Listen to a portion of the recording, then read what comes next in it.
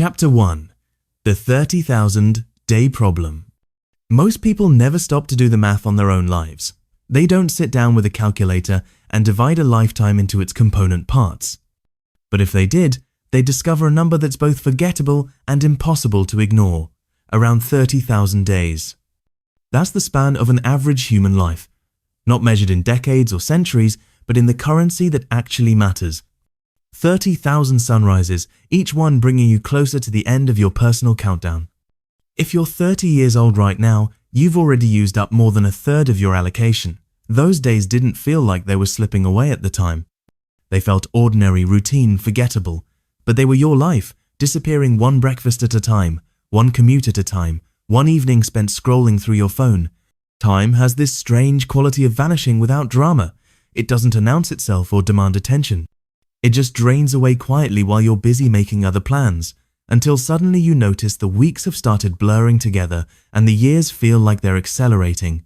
We tell ourselves we'll do the important things later, when the timing is better, when we're more prepared, when life settles down. But later is made of the same finite days we're already burning through, the same hours that disappear whether we use them intentionally or let them drift by unnoticed. The truth is, we don't live like we're counting down from a fixed number. We live as if we have an endless supply, scrolling through hours like they're renewable resources, filling our calendars with obligations that might not matter, postponing the work that does matter for some future version of ourselves who never quite arrives. But what would change if we stopped pretending we had more time than we actually do? What if we treated each day not as an inexhaustible resource, but as something precious and limited? Not in a frantic, anxious way, but with the kind of clear-eyed awareness that helps us see what really matters?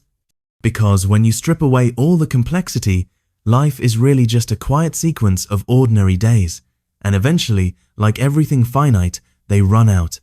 The goal isn't to scare ourselves into panic, but to remind ourselves of a simple truth. Some day is already marked on the calendar, and it's moving closer whether we feel ready or not. Chapter 2. How your brain wastes time. Time felt different when you were younger. A single afternoon could contain what seemed like a lifetime of experience, every moment stretched and full of possibility. Now entire months can pass in what feels like a week, leaving you wondering where all that time actually went. This isn't just your imagination playing tricks on you, it's actually a design flaw in how your brain processes the passage of time. You don't directly experience time, moving what you experience is the density of memory, and memory is built from novelty and attention. When you're young, almost everything requires your full attention because almost everything is new. Your brain has to work to understand and categorize each experience so it records them in rich detail. Every moment becomes a stored memory because every moment demands mental effort to process. But as you settle into adult routines, patterns take over. You eat the same breakfast, drive the same route to work, fall into the same evening habits. Your brain, being efficient, stops paying close attention to these repeated experiences. It doesn't bother recording what it's already seen 1,000 times before. This is when time compression begins. The years don't actually speed up, but they leave fewer distinct footprints in your memory. When you look back, there's less to remember, so it feels like less time has passed. It's a quiet kind of erosion. You don't notice it day by day, only when you step back and realize how much of your recent life feels like a blur. The encouraging news is that this system can be deliberately interrupted. You don't need to overhaul your entire existence, you just need to break the pattern of automatic living. Take a different route home from work. Strike up a conversation with someone you've never spoken to before. Read a book in a genre you normally avoid. Even small changes can reset your brain's attention and make time feel fuller again. There's another time trap worth understanding. We consistently overestimate what we can accomplish in a single day while underestimating what's possible over the course of a year. This creates a frustrating cycle where we set unrealistic daily expectations, feel behind when we can't meet them, and then try to compensate by cramming even more into tomorrow's schedule. But meaningful change doesn't happen in the span of individual days. It happens through the accumulated weight of consistent patterns, through the invisible momentum of habits that compound over time. The days you remember most vividly aren't necessarily the most productive ones, they're the ones where you were most present. Chapter 3. Why busy isn't the same as living. Busyness has become our default disguise for a life well lived. It looks like progress, feels like importance, and provides a convenient answer when people ask how we're doing. There's something oddly reassuring about having too much to do. It saves us from having to ask the more difficult question of whether any of it is actually worth doing. Modern life seems designed to reward motion over meaning. Your inbox fills up faster than you can empty it, your calendar becomes a puzzle of competing obligations, and you find yourself rushing from one commitment to the next with barely enough time to catch your breath. In all that rushing, it becomes easy to mistake movement for momentum, activity for accomplishment. But here's the problem with using busyness as a proxy for a meaningful life. Being busy doesn't guarantee that anything important is actually happening. It just means your time is occupied, not necessarily by the right things. You can check off dozens of tasks and still end the day feeling empty, work late into the evening while forgetting why you're working in the first place. Optimize every minute of your schedule without ever stopping to design the life you're scheduling. Psychologists have a term for this phenomenon: pseudo-productivity. It's the feeling of being constantly in motion without any real sense of progress, of crossing items off endless lists while the things that matter most remain perpetually postponed. It's what happens when you become so focused on doing things efficiently that you forget to ask whether you're doing the right things at all. You tell yourself it's just a busy season, that things will slow down once you get through this project, this deadline, this phase of life. But busy seasons have a way of extending themselves indefinitely when you're not paying attention. Before you know it, years have passed in a blur of obligations and urgencies, and you start to notice the cost of always being available but rarely being present. The irony is that despite all this motion, many people still feel fundamentally stuck. They're moving constantly but not necessarily forward. They're optimizing their productivity while losing touch with their purpose. They've become so efficient at managing their time that they've forgotten how to inhabit it. To break out of this cycle, you don't need more time. You need to ask better questions about how you're using the time you already have. Instead of asking, "What can I fit into today?" try asking, "What's actually worth making space for?" Instead of trying to do everything faster, consider whether everything needs to be done at all. Chapter 4. What you'll regret most. When the immediate cost of postponing something isn't obvious, it's easy to convince yourself that delay is reasonable. You skip the trip because work is demanding right now. You put off the phone call because the timing isn't quite right. You tell yourself these things can wait, and maybe they can, for now. But time has a way of making temporary delays permanent, not through any dramatic moment of loss, but through the slow erosion of possibility. Opportunities close, people move on, and the things you thought you'd get around to eventually become things you realize you've missed entirely. When people reach the end of their lives and look back with genuine honesty, they rarely wish they'd spent more time in meetings or answered more emails or worked a few more weekends. What haunts them are the silences that never ended, the relationships that faded without good reason, the version of themselves they never fully became because something else always seemed more urgent. There's a simple but powerful exercise that can cut through the noise of competing priorities. Imagine yourself at the very end of your life, looking back with the full weight of experience and the clarity that comes from having lived through all your choices. From that perspective, what still feels important? What would you wish you'd prioritize differently? This isn't meant to be morbid, it's meant to be clarifying.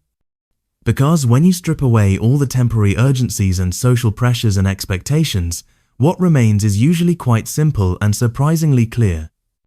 Here's a practical tool for applying this insight. Write down everything you say you want in your life, then force yourself to circle only the top 3. Those 3 items represent your actual priorities. Everything else, no matter how appealing or worthwhile it might seem, is effectively a distraction from what matters most to you. The hard part isn't identifying what's important. The hard part is developing the discipline to say no to everything else, even when those other things are good things, even when turning them down feels like you're missing out or letting people down. This is because attention is genuinely limited. Every hour you give to something mediocre is an hour that's no longer available for something meaningful. Those misallocated hours accumulate quietly, without resistance, until you look back and realize you've spent years of your life on things that didn't really matter to you. The future you're building isn't determined by grand gestures or major decisions, it's shaped by what you choose to protect with your daily attention. And ultimately, you won't remember the things you sacrificed to focus on your priorities. You'll remember the things you sacrificed your priorities for. Chapter 5. Who you choose to keep. Time isn't something you experience in isolation. It's something you share, spend, and shape through your connections with other people. Through conversations and comfortable silences, through stories that get told and retold, through the invisible threads that connect one moment to the next. Like time itself, relationships can feel infinite when you're in the middle of them. You assume there will always be chances to reconnect, opportunities to repair what's been damaged, time to say the things you've been meaning to say. But relationships, like everything else, don't pause and wait for you to get around to tending them. They either grow or they gradually drift away. Every interaction leaves a mark, not in a calculated way, but in the simple sense that it either builds connection or allows it to weaken. A thoughtful text message, an unexpected phone call, really listening when someone is talking to you, these are deposits in the invisible account of trust and intimacy. Silence, when someone needs to be heard, broken promises, emotional unavailability, these are quiet withdrawals that compound over time. You can't make a large emotional withdrawal from a relationship you haven't been investing in. When that balance runs low, everything becomes fragile. Small disagreements spark bigger reactions, unreturned messages feel personal, and you find yourself wondering what went wrong when the real answer is simply that nothing went in. We tend to overvalue grand gestures, the expensive gifts, the surprise parties, the once-a-year reunions, while undervaluing the ordinary maintenance that actually holds relationships together. But trust and intimacy are built in unremarkable moments, remembering what someone told you last week, showing up not just when it's convenient, but when it's needed. Being present instead of distracted when you're together. There's also something worth noting about the broader network of your relationships. Your closest ties provide emotional support and shared history, but your weaker connections. Acquaintances, distant friends, people you encounter occasionally often serve as bridges to new ideas, unexpected opportunities, and different versions of yourself. We protect our time by being selective about the people we spend it with, which makes sense, but we sometimes forget that time actually expands through genuine connection. You remember shared moments more vividly than solitary ones. You feel time more fully when it's witnessed by someone who matters to you. If you want time to slow down and feel more substantial, one of the best ways is to be genuinely present with another person. Not because you should, not out of obligation, but as a way of saying, this moment is real, you matter to me, and I'm choosing to be here with you right now. Chapter 6. Why energy matters more than time. People spend a lot of effort trying to manage their time, as if time were the primary constraint on what they can accomplish. But having time without having energy is like having a car without fuel. Technically, you have the vehicle, but you're not going anywhere. You've probably experienced days when your schedule was completely open, when you had hours of uninterrupted time available, but you still couldn't focus or create or care about anything meaningful. You had the time, but you didn't have access to your best self. The hours were there, but the capacity to use them well wasn't. Energy isn't just physical. It's mental clarity, emotional stability, and that subtle inner spark that makes your attention feel valuable. We often treat energy as a side effect of other things, something we'll address later when we have more time. We push through poor sleep, skip meals, ignore mounting stress, and then act surprised when nothing feels engaging anymore. But energy is actually the multiplier that determines what you can do with whatever time you have. With high energy, 2 focused hours can change the trajectory of a project or a relationship. Without it, you can spend an entire day spinning your wheels and have little to show for it. Sleep isn't wasted time, it's maintenance for your decision-making capacity.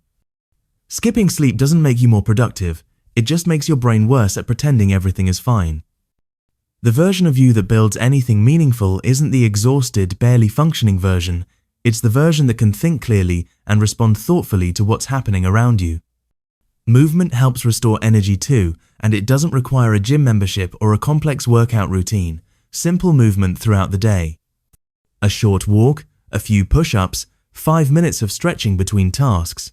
Remind your body that it wasn't designed to remain motionless for hours at a time. There's something else worth understanding about energy. You're not the same person at different times of day. Morning, you might make ambitious plans that evening you has to execute. If you don't understand your natural rhythms, you'll end up fighting yourself. Scheduling creative work during your lowest energy periods, expecting discipline when you've already exhausted your willpower, thinking you lack motivation when what you really lack is strategic timing. Finally, not everything in your life deserves your full energy. Sometimes protecting your capacity means deliberately being mediocre at things that don't matter much. If a task doesn't require your best effort, don't give it your best effort. Save your strength for the places where it can make a real difference. Chapter 7. Careers that don't drain you. Most people don't choose their careers so much as they fall into them. A college major that seemed practical, a job offer that appeared at the right time, an opportunity that paid enough to cover the bills. Before long, what started as a temporary situation becomes a routine, and the routine becomes an identity. Once you're established in a career, comfort makes it easy to stay put. It's not that the work is necessarily fulfilling, but it's familiar, it pays reliably, and it doesn't create obvious problems. Comfort, though, is easy to mistake for fit. Just because something doesn't actively hurt you doesn't mean it's the right place for your talents and interests. Here's something most people learn too late. Careers aren't ladders anymore, with a clear sequence of steps leading upward.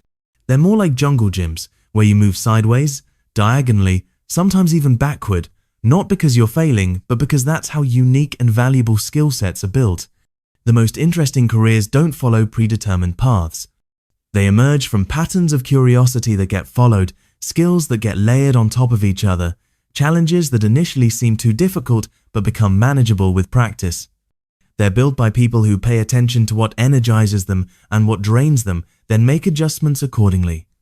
One of the worst mistakes you can make early in your career is optimizing purely for money. Not because money doesn't matter, but because a high salary can make a boring or unsuitable job last much longer than it should. It provides just enough comfort to keep you from looking for something better, and what was supposed to be a temporary compromise becomes years you can't get back. Instead, especially early on, optimize for learning. Every new skill you develop becomes a lottery ticket, a potential door to something unexpected and more aligned with who you're becoming. Pay attention to what you naturally gravitate toward when no one is telling you what to work on. Your side projects and personal interests aren't distractions from your real career. They're often signals pointing toward work that might feel less like work. You don't need to stay in your lane. In fact, the most valuable careers often happen at intersections, where your interests meet your developing skills and where those skills meet problems the world actually needs solved. That's the sweet spot where work stops feeling like something you have to endure and starts feeling like something that returns more than just a paycheck. Chapter 8. Learning that actually sticks. We've been conditioned to think of learning as something that happens in formal settings, classrooms, textbooks, lectures, tests. But most of what actually shapes how you think and see the world comes from everywhere else. Conversations, experiments, mistakes, and the gradual accumulation of experience. Real learning isn't about collecting information. It's about changing how you understand and respond to the world. And here's something counterintuitive. The brain doesn't remember what it hears as much as it remembers what it explains, what it teaches, what it connects to something else. That's why one of the fastest ways to learn something deeply is to teach it to someone else, not after you've mastered it, but while you're still figuring it out. Explaining forces you to organize your thoughts, find simpler language, and confront the parts you don't actually understand yet. That struggle, the awkward searching for words part, is where genuine learning happens. Educators call this the teacher effect. Teaching isn't the reward for already knowing something, it's how you become someone who actually knows it. When you have to make your understanding clear to another person, you discover the gaps in your own knowledge and fill them in the process. Stories are another powerful learning tool. If you want to absorb new ways of thinking quickly, read biographies. Not just for inspiration, but because you get access to a lifetime of someone else's decisions, mistakes, and internal thought processes. You can learn in a few hours what took them years to figure out through trial and error. It's one thing to know what success looks like from the outside. It's entirely different to understand how messy and uncertain the path was to get there, what dead ends had to be explored, what conventional wisdom had to be ignored. Here's something else worth remembering. You don't need to master everything, and trying to be good at everything is often how people end up being good at nothing. Smart learners practice what you might call strategic incompetence. They deliberately stay mediocre at things that don't matter, so they can focus their energy where it counts. This approach does something else valuable. It keeps your mind flexible. The moment you think you need to be good at everything, you stop taking creative risks. You stop asking questions that might reveal your ignorance. You start defending what you already know instead of growing into what you don't know yet. And genuine growth, the kind that changes how you see and respond to the world, almost always begins in the discomfort of not knowing. Chapter 9. Money and Time Freedom. Most people don't really want money for its own sake. What they want is what they believe money will provide: security, freedom, options, and ultimately, more control over their time. But somewhere in the pursuit of financial success, the relationship between money and freedom often gets inverted. You work longer hours to earn more, then increase your spending to match your new income level: the nicer apartment, the better car, the upgraded lifestyle. These improvements feel like progress, but they often trap you at a higher level of financial obligation. Now you need that bigger paycheck just to maintain what you've built, and the freedom you thought you were buying has disappeared. This phenomenon is called lifestyle inflation, and it's one of the most common ways people work themselves into a corner without realizing it. Every time your income increases, your expenses rise to meet it, leaving you with the same amount of financial breathing room you had before, just at a higher dollar amount. Real wealth isn't measured by how much you earn. It's measured by the margin between what you earn and what you need to spend. That margin is where freedom lives. It's what allows you to say no to opportunities that don't align with your values, to take time off when you need it, to change direction without panicking about how you'll pay your bills. But most people never get to experience that kind of margin because every time they can afford a little more, they take it. The problem isn't just financial. Every upgrade comes with maintenance costs that go beyond money. A bigger house requires more time and attention to maintain. More possessions mean more decisions about what to do with them. Higher status purchases often come with social obligations and expectations. There's also a psychological trap in always chasing the next level of comfort or status. The more you have, the more you feel you need to protect. The more your identity becomes tied to what you own, the harder it becomes to imagine living with less, even when less might actually make you happier. Here's a shift worth considering. Prioritize experiences over objects. Objects depreciate and require maintenance. Experiences appreciate in memory and shape your perspective. They create the stories you tell and the connections you remember long after the physical things have worn out or become irrelevant. Budgeting isn't about depriving yourself. It's about being intentional with your choices. It's about knowing where your money is actually going and consciously deciding whether those trades are still worth making. Money is a tool that can buy you back your time if you use it wisely or cost you your time if you don't. The question isn't how much you need to earn, it's how much of your life you're willing to trade away in the process of earning it. Chapter 10. Designing for Meaning. Life doesn't arrive with a predetermined plan or obvious direction. It unfolds piece by piece, and if you're not intentional about how those pieces fit together, you can end up with a life that happened by default rather than by design. Not because you chose it, but because you never really chose anything else. People often say they want clarity about their purpose, as if one day they'll have a moment of revelation that will make everything obvious. But clarity doesn't usually come from thinking harder about abstract questions. It comes from testing things, trying experiments, paying attention to what energizes you and what drains you. Purpose behaves more like a path than a destination. You don't discover it through reflection alone. You uncover it by walking forward and noticing what feels right. This is the difference between designing a life and drifting through one. A designed life is built like a diversified portfolio, not just of financial investments, but of experiences, relationships, skills, and attempts at different ways of being. Some experiments work out, others don't, but each one teaches you something valuable about what matters to you and what kind of person you're becoming. You don't need to overhaul everything at once. You just need to change one small thing and pay attention to how it feels. A new habit, a different routine, a conversation you wouldn't normally have. Even 5 minutes of intentional attention can break the trance of living on autopilot. Once you break that trance, you start seeing more clearly what gives you energy versus what depletes it, what you've been avoiding and what you've been secretly craving, what you're doing because you think you should versus what you're doing because it actually matters to you. Most people measure their lives using external metrics: salary, job title, social recognition. But if you never stop to ask what you're measuring for, you can spend years optimizing for the wrong things. What if success looked different for you? More time with family, more creative work, more service to others, more solitude, more of whatever actually feeds your soul rather than just your resume. You don't have to figure everything out immediately, but you do need to keep looking, keep experimenting, keep paying attention to the signals your life is sending you. Because the most dangerous form of regret isn't from choosing the wrong path, the days you still have. By now, that number, 30,000 days, should feel a little more real, more concrete, maybe even a little sobering. It represents a full human life. If you're fortunate, if unexpected events don't intervene, if health and circumstance allow the clock to keep ticking long enough. If you're somewhere in the middle of your life right now, you've already used a significant portion of those days without paying much attention to their passing. That's not a failure or something to regret.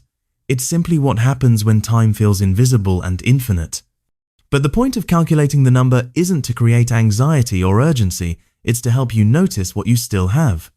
Because regardless of how many days are behind you, there are still days ahead, and how you choose to spend those days, not in theory, but in actual practice, is what will determine the shape and meaning of your life.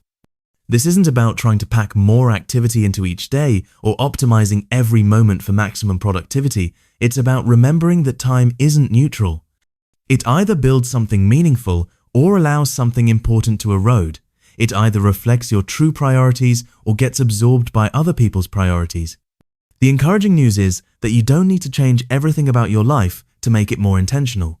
You just need to pay closer attention to what you say yes to where you direct your energy, to the hours you trade away without thinking about what you're getting in return. Because time will pass regardless of how you use it. The question is what it will become as it passes. Your daily habits become your days accumulate into years, and your years ultimately become your life. Start with one small shift. One habit you want to build or break. One moment each day when you choose to be fully present instead of running on autopilot, because that moment matters more than you might think. It's not just a moment, it's practice for the kind of person you're becoming and the kind of life you're creating, one ordinary day at a time.